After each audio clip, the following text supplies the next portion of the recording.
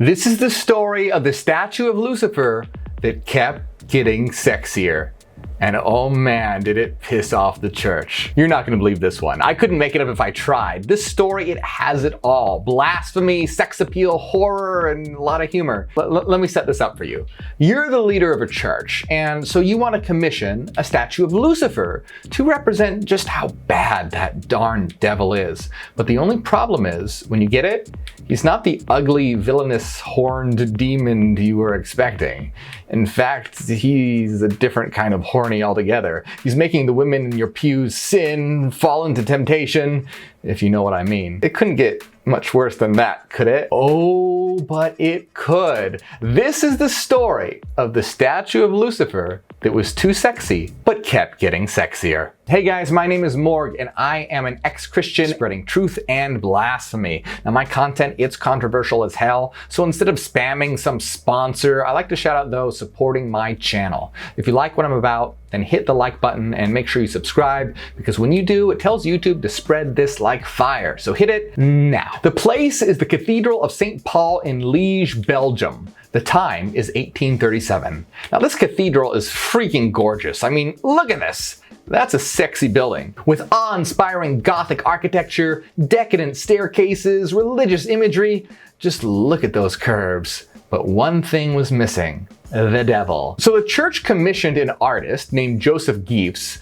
to create various statues of religious figures like saints and Lucifer. And oh boy, did he. The theme of the commission was the triumph of religion over the genius of evil. Hold up just a second. You see what they did there? Why is the church always equating intelligence with evil? That's dumb. Anyway, Lucifer was going to go right behind the pulpit so that he'd be turning his back on the other religious imagery. So Joseph Giefs set to work carving Lucifer from beautiful white marble, and it was installed in the church in 1843.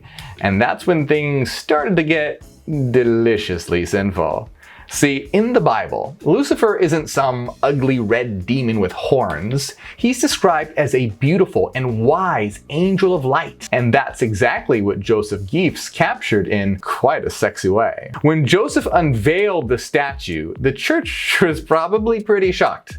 Lucifer is depicted barely wearing anything at all. His legs are coyly crossed with just a cloth covering his holy rod. His long flowing hair falls softly on his shoulders as he lounges seductively on a rock. This soft, sexy, and androgynous Lucifer is probably far from the satanic devil the church had in mind. But Joseph's statue is actually much more biblically accurate. The only hints at the typical evil the church likes to associate with Lucifer are his bat wings and serpent at his feet. But hold on just a second. Now, I'm sure you know why the church associated Lucifer with the serpent.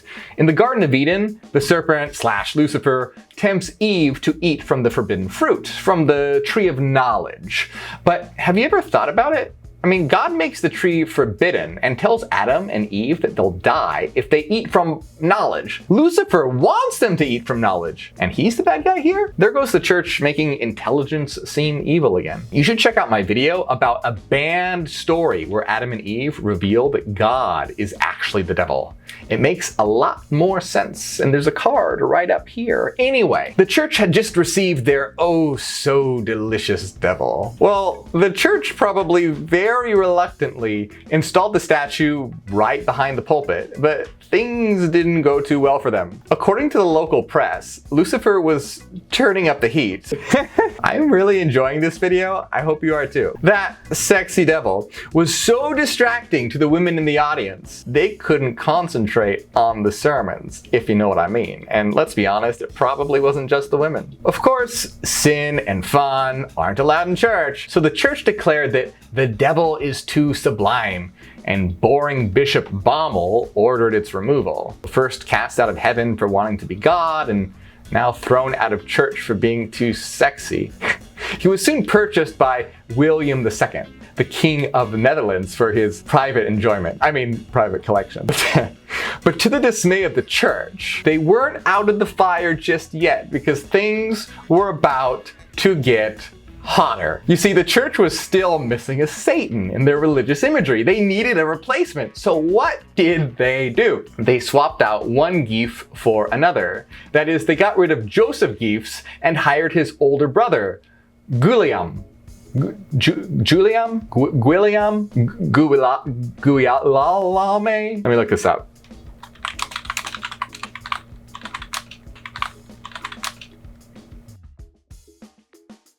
We would say Guillaume, Guillaume, Guillaume, Guillaume. Guillaume Geefs was more famous than his younger brother, Joseph Geefs. They most likely needed a statue of Lucifer that would fit in with the other sculptures that Joseph had created. So surely his famous older brother would be just the person to capture that sinful demon. Well, it certainly was sinful. The church's main complaint about the original statue was that it was too beautiful to represent the devil, which proved to be very distracting for the congregation. A vow of celibacy and naked Lucifer is not a holy combination. Reviewers of the piece also didn't like the fact that Lucifer was androgynous. The original piece, created by Joseph, has seductively feminine features, and to them, this was not befitting of Satan. They said it was too gentle and languid. It is too gentle and languid. Lacking in muscle. He is lacking in muscle. And that the sting of Satan is taken out. The sting of Satan is taken out. Well, I'm sure that those criticisms got around to Joseph's older brother, Guillaume. I forgot already. Older brother Geefs set about to correct them, but not in the way that you'd think.